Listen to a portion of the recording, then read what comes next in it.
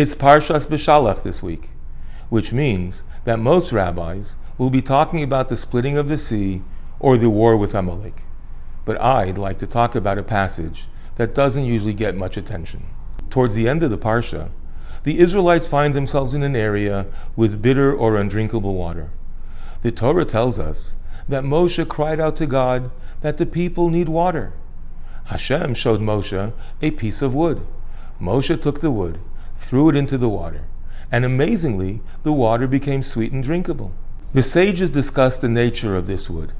Some say it was a willow, others say it came from the Garden of Eden.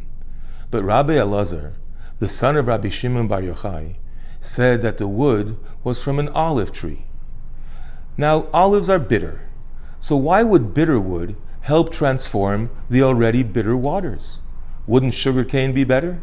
There was a man who lost his entire family in the Holocaust and was simply inconsolable. He left the ways of his Hasidic youth and distanced himself from God and his mitzvahs. One day, he heard that his Rebbe had also survived and was living nearby. Although he was no longer observant, he went to see him. He related to the Rebbe all the horrible details he'd been through and how utterly broken he was. The Rebbe heard him out and then said, "My friend, my chassid, there's nothing I can say or do that will undo the terrible tragedy that you have endured. But there is one thing I can do. I can cry with you." The Rebbe put his head in his hands, broke down in tears. Together the two Jews cried and cried until there were simply no tears left. The man was so moved by this experience that he decided to put his life back together again. He returned to Torah, remarried, and raised a family of God-fearing Jews. We all deal with difficult times. We all encounter our own bitter waters. Sometimes, like the olive branch in the desert, more bitterness must come before we see the good.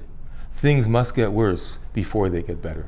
Today, we know about the great benefits of talk therapy, especially in a group setting. These sessions don't fix the problem, but they help us cope and make the situation much more tolerable.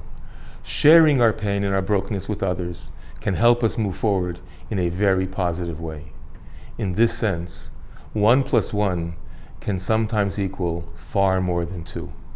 Wishing you and yours a Shabbat Shalom u'Mevorach.